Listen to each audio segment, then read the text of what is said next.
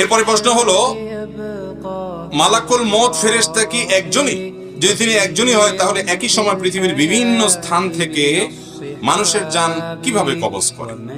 মাশাআল্লাহ, মালাকুল মউত তিনি একা, কিন্তু তার সাথে বিশাল আল্লাহর দেওয়া বাহিনী আছে।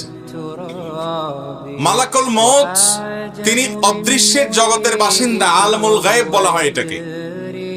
আমরা দৃশ্যমান জগতের বাসিন্দা। আমরা আমাদের মতো করে আল্লাহর ফেরেশতাকে তুলনা করি বা চিন্তা করি তাহলে ভুল হবে। আল্লাহ রাব্বুল আলামিন অনেক ফেরেশতা তৈরি করেছেন, তাদের যে দক্ষতা, তাদের যে যোগ্যতা, তাদের যে কোয়ালিটি দিয়েছেন, সেগুলো আমরা আমাদের মতো করে দেখলে হবে না। আমরা একা হলে যেটা পারি, ফেরেশতারা একা হলে তার চাইতে হাজারো লক্ষ কোটি বা অগণিত গুণ বেশি পারেন।